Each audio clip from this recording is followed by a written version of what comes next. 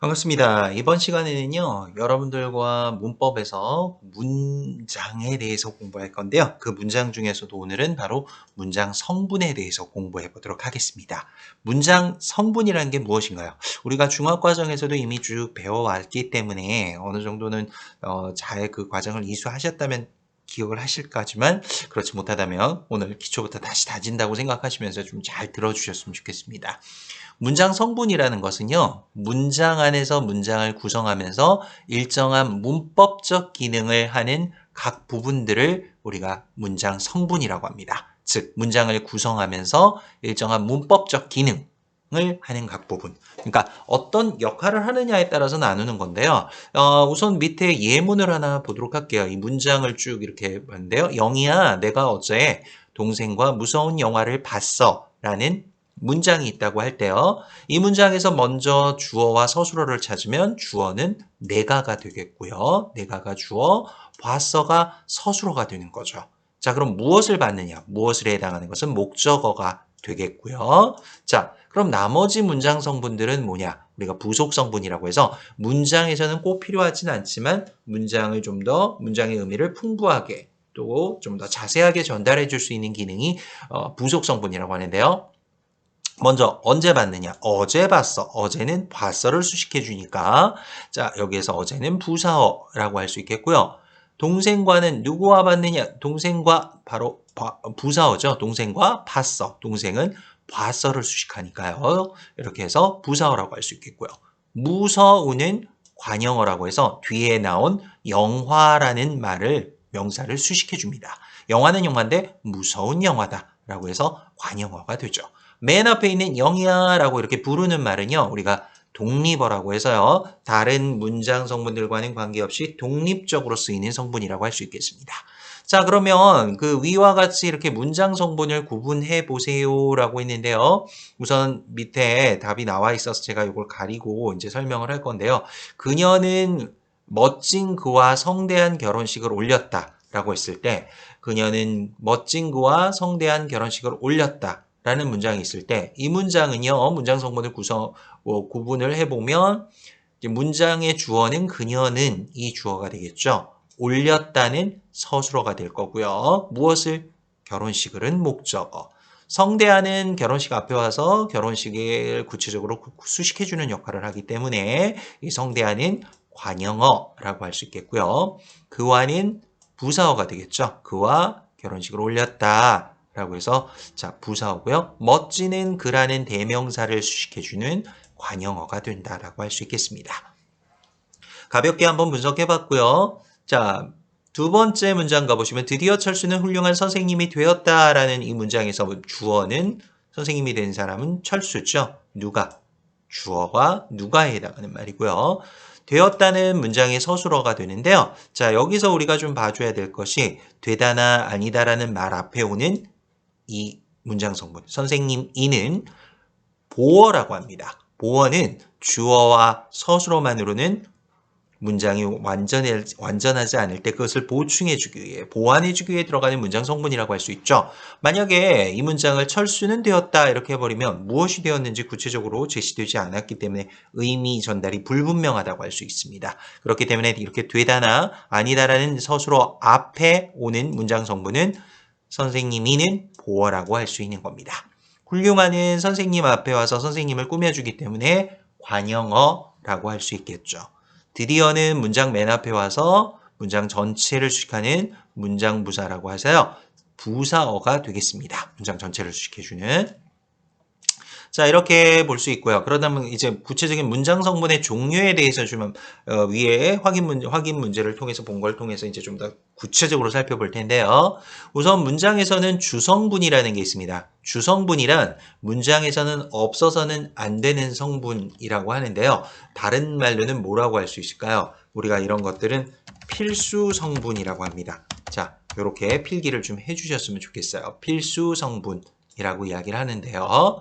필수 성분이란 건 문장에서 빠져서는 안 되는 성분이라는 거죠. 그래서 대표적인 게 이제 뒤에서 다 제시를 하지만 다시 한번 정리합니다. 주어, 서술어, 그 다음에 목적어, 보어. 이렇게 우리가 네 가지를 문장에서 필수 성분이라고 하고요. 여기에 조금 더 하나 더 추가하자면 여기는 안 나왔지만 뒤쪽에서 나올 거지만요. 필수 부사어라는 것은 부사어라는 것이 들어가게 됩니다. 필수 부사어입니다. 필수 부사어라 해서요. 이 필수 부사어는 기본적으로 문장에서 부사어라고 하면 부속 성분으로 알고 있지만 필수란 말을 붙어서 문장에선 꼭 빠져서는 안 되는 성분이 되는 것이죠. 그건 뒤에서 나오기 때문에 참고로 알아두시고요. 우선은 여기에서는 주어, 서술어, 목적어, 보어 네 가지만을 우선 제시했습니다. 먼저 문장의 주어라는 것을 살펴볼게요. 문장의 주어는요. 문장의 주체가 되는 성분으로요. 문장에서 주로 누가나 무엇이 해당하는 말입니다. 지금 문장 음령 이렇게 표시한 부분은 밑줄을 그어주세요. 문장의 주체가 되는 성분 밑줄 그어주시고요. 문장에서 누가나 무엇이 해당하는 말. 그래서 이런 주격 조사에는 보통 이나 가라는 조사가 붙게 됩니다. 그래서 문장을 한번 보시면요. 자, 여기 한번 문장을 보도록 할게요. 문장을 보면 여기에 꽃이 핀다의 꽃이에 이라는 주격 조사 붙어 있고요. 핀다인데 무엇이 피었습니까? 꽃이. 무엇이 해당하죠? 자, 문장에서 그다음 철수가 노래를 부른다. 부르는 주체가 누굽니까? 바로 누가에 해당하는 말 철수가가 문장의 주어가 되는 것이죠. 뭐 여기까지는 아주 쉽죠. 기본이 되니까요. 자, 그럼 내려볼게요. 자, 이제 서술어라는 것이 나오는데요. 문장의 필수 성분 중에 서술어 굉장히 중요한 부분인데요. 뭐 주어의 동작, 작용, 상태 등을 설명한다고 되어 있습니다. 동작, 작용, 상태 등을 설명하는 문장 성분으로 문장에서 어찌하다, 어떠하다, 무엇이다에 해당한다고 있습니다. 자, 여기서 어찌하다라는 거는요. 동작을 의미하는 거기 때문에 문장에서 동사에 해당하는 거고요. 어떠하다는 형용사 부분이고요. 무엇이다는 명사나 대명사 수사, 즉 체언 뒤에 이다가 붙어서 된 말이죠. 자, 구체적 예를 살펴볼게요. 밑에 예문이 있죠. 꽃이 핀다라고 했을 때 꽃이 핀다. 자, 여기서 핀다는 어찌하다에 해당합니다. 이 어찌하다. 동작을 나타낸 거죠. 움직임을. 그래서 꽃이 핀다. 그 다음 날씨가 따뜻하다는요. 어떠하다에 해당하는 거죠. 형용사 부분이고요. 이것은 꽃이다라고 하는 건 꽃이란 명사 뒤에 이다라는 서술격 조사가 붙어서 서술어가 된 것입니다. 이렇듯 서술어에는요. 무엇이 어찌하다, 무엇이 어떠하다, 무엇이 무엇이다의 형태로 나타나게 됩니다. 기억해 주시고요. 목적어 부분으로 가볼게요. 목적어라는 것이 무엇이냐? 자, 서술어의 동작의 대상이 되는 성분, 동작이나 대상이 되는 성분이라고 했습니다. 문장에서 보통 누구를이나 무엇을에 해당하는 말이라고 했죠. 누구를, 무엇을. 자, 문장 하나 예문 보겠습니다. 영희는 기주를 기다린다 라고 했습니다. 여기서 기준 선생님 이름이죠. 자, 영희가 아주 멋진 남자친구를 기다리고 있네요. 자, 아니라고요? 아니면 할 수 없고요.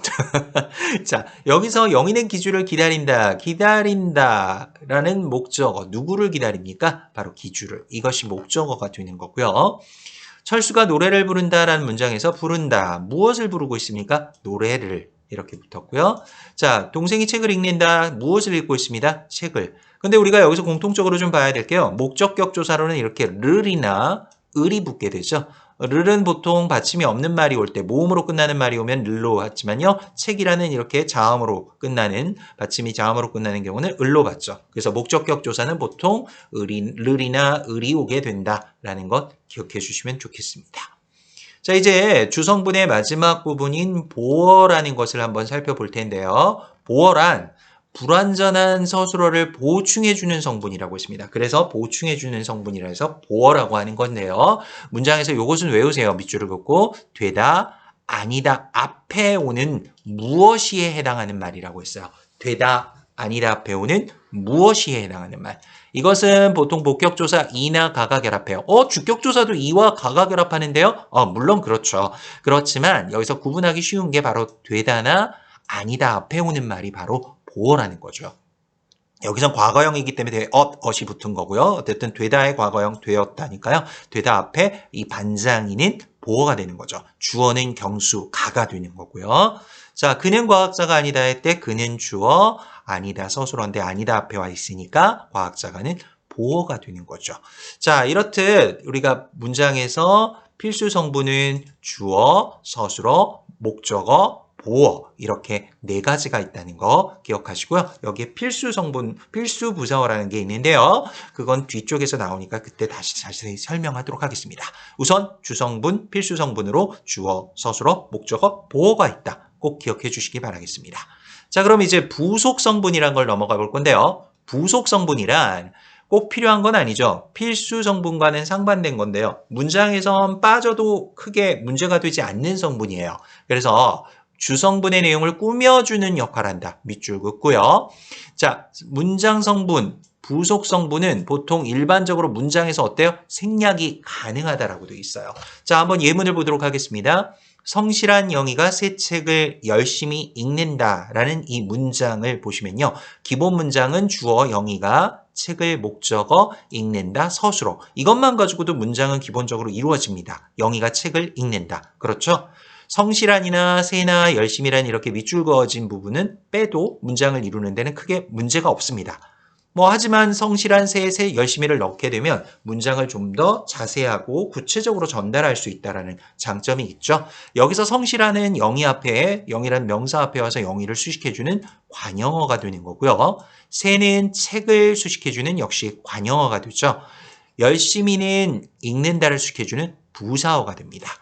자, 이렇게 성실한과 새는 관형어라고 했고요. 열심히는 부사어라고 했죠. 이런 부속 성분들은 문장에서 생략이 가능하다라고 할 수 있겠습니다. 자, 그렇다면 이제 본격적으로 부속 성분에 두 가지 있다고 했죠. 관형어라는 것이 있는데요. 관형어가 무엇이냐? 관형어의 기능은요. 체언, 즉 체언이란 것이 뭡니까? 자, 명사나 대명사, 수사를 묶어서 체언이라고 하는데요. 이렇게 명사나 대명사, 수사를 꾸며서 그 의미를 한정해주는 성분으로 문장에서 보통 어떠한 무엇에 또는 무슨에 해당하는 말이라고 할 수 있습니다.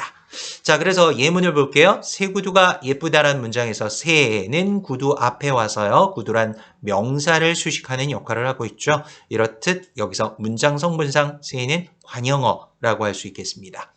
그녀는 성실한 사람이다 라고 했을 때 사람이란 명사 앞에 와서요. 성실한이 붙어서 성실한이 사람을 꾸며주고 있기 때문에 이 부분은 문장 성분상 관형어에 해당한다 라고 할 수 있죠. 누나의 책을 빌렸다 할 때 누나의는요. 명사 누나의 의라는 관형격 조사가 붙어서 책 앞에 와서 책이란 명사를 꾸며주고 있죠. 책은 책인데 누구의 책? 누나의 책. 그래서 이 누나의는 책을 수식해주는 관형어가 되는 겁니다. 자, 마지막으로 그는 시골 풍경을 좋아한다라고 할 때 그는 시골 풍경을 좋아한다. 여기서 시골은요. 풍경이란 명사 앞에 와서 풍경은 풍경인데 시골 풍경. 의라는 관형격 조사를 생략해서 시골의 풍경을 이렇게 해도 되지만 의를 생략을 한 경우죠. 이렇게 명사 자체가 관형어 문장에서 관형어 역할을 하기도 합니다. 역시 시골은 풍경이라는 것을 명사에 수식해 주기 때문에 관형어다라고 할 수 있는 거죠. 자, 마지막으로 이제 그 부속 성분에서 관형어 봤고요. 부사어가 있는데요. 부사어는 주로 용언이나 다른 부사어 또는 관형어 또는 문장 전체를 꾸미는 성분.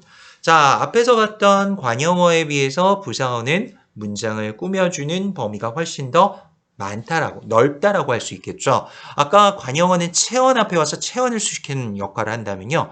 부사어는 용언이나 다른 부사어 또는 관형어 문장 전체를 꾸미는 성분. 그래서 문장에서 보통 어떻게, 어디서, 언제, 누구와, 어찌 이런 것들에 해당하는 말이라고 할 수 있어요.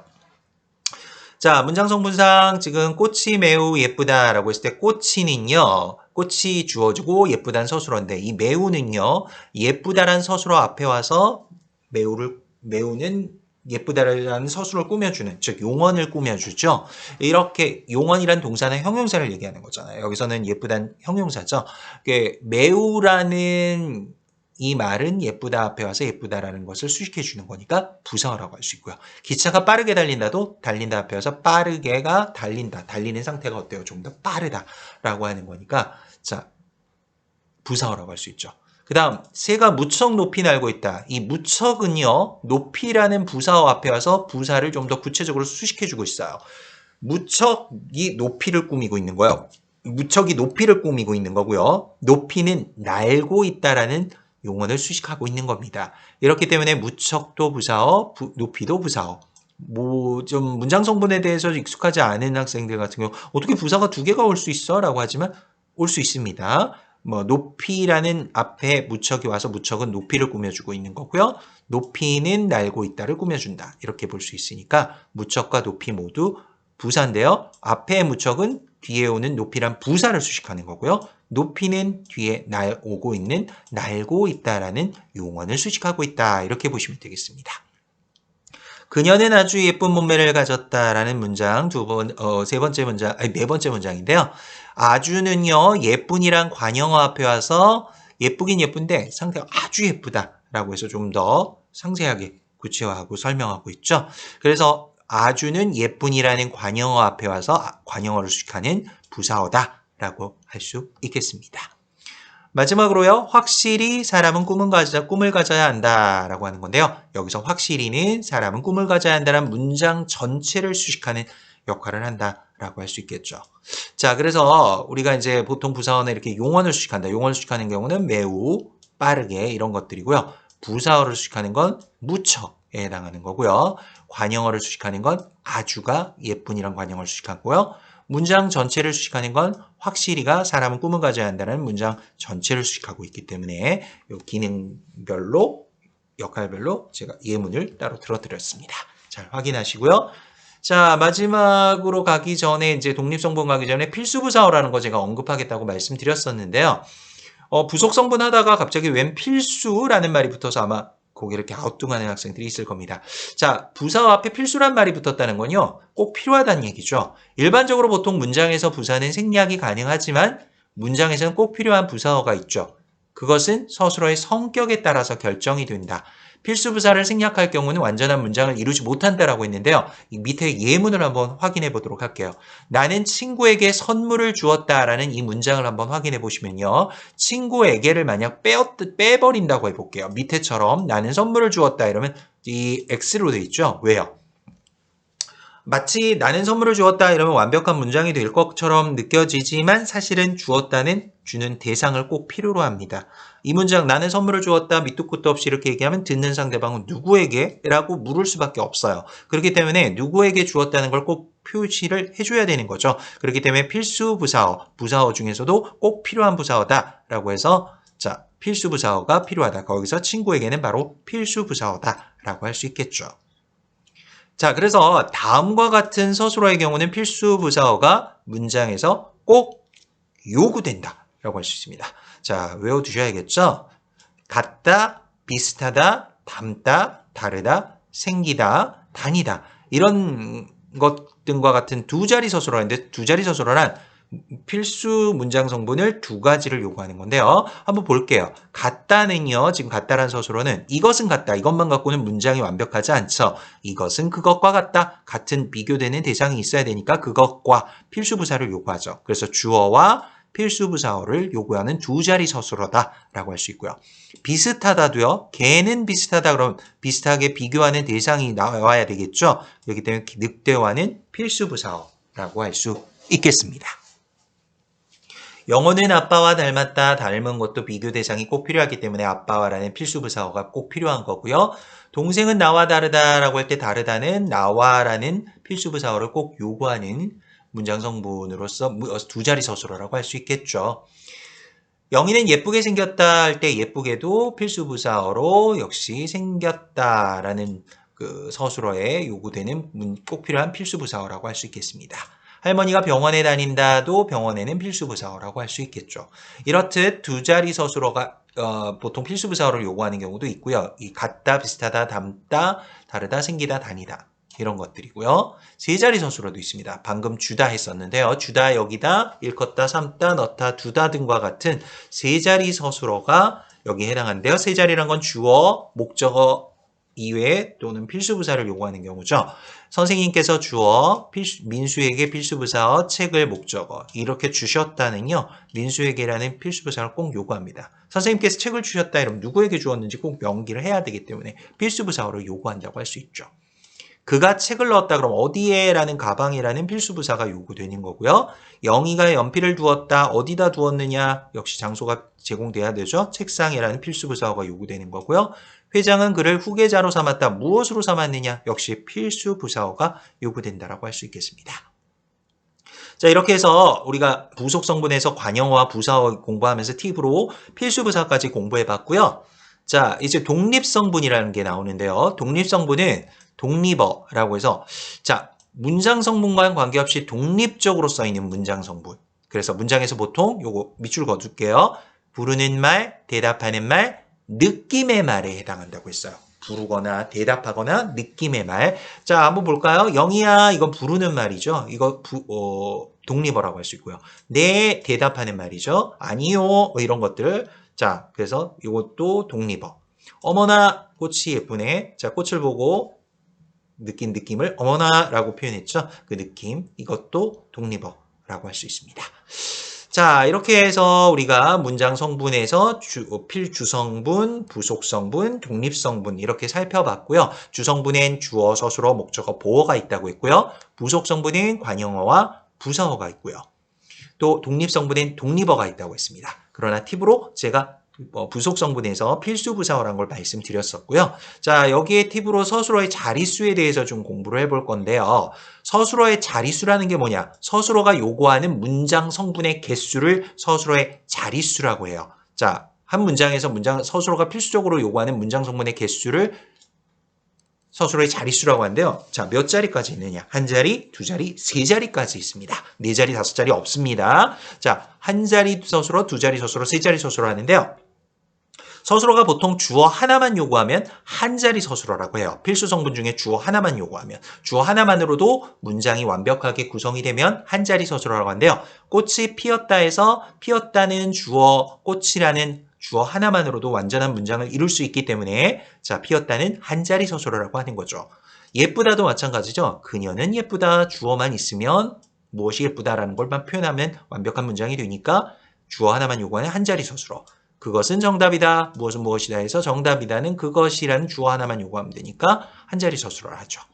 자, 그럼 두 자리 서술어는 문장 성분에서 두 가지를 요구한다는 건데요. 주어 위에 하나의 다른 문장 성분, 목적어나 또는 보어나 또는 필수부사어죠, 이거. 필수부사어 중 하나를 필요로 하는 서술어라고 해서요.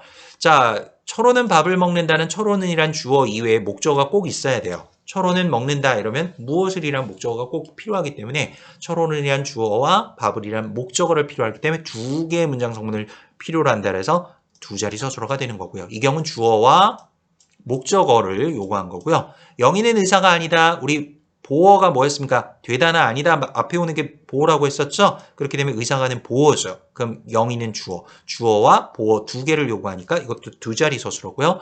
걔는 다르다 이래버리면 주어 하나만으로 완벽한 문장이 안 되죠. 비교 대상이 꼭 필요한데 여기서 늑대와는 필수 부사어라고 할 수 있어요. 이렇듯 먹는다나 아니다나 먹는다 아니다 다르다는 모두 주어나 목적어 또는 주어나 보어 또는 주어나 필수 부사어를 각각 요구하는 두 자리 서술어라고 할 수 있겠습니다. 마지막으로 세 자리 서술어라는 것은요. 문장에서 주어, 목적어 또는 여기에 부사어라고 있는데 필수 부사어예요. 이렇게 세 가지를 필요로 하는 서술어라고 할 수 있어요. 나는 책을 주었다. 이것만 갖고 문장이 되지 않는다고 했죠. 주다는 건 대상이 필요로 하기 때문에 영수에게라는 대상을 요구합니다. 그래서 영수에게는 필수 부사어. 그래서 주어, 필수 부사어, 목적어 세 개를 요구한다 해서 세 자리 서술어라고 하는 것입니다. 자, 여기까지 해서 문장 성분 선생님과 함께 살펴봤고요. 뒤쪽에 이렇게 적용 연습 문제 나오니까요. 여러분들 이거 한번 꼼꼼하게 잘 강의를 들었고 제대로 이해하고 있는지 확인하는 부분이니까요. 꼼꼼하게 체크하셔서 정리해 오시면 좋겠습니다. 자, 오늘 수업은 여기까지입니다. 수고 많으셨습니다.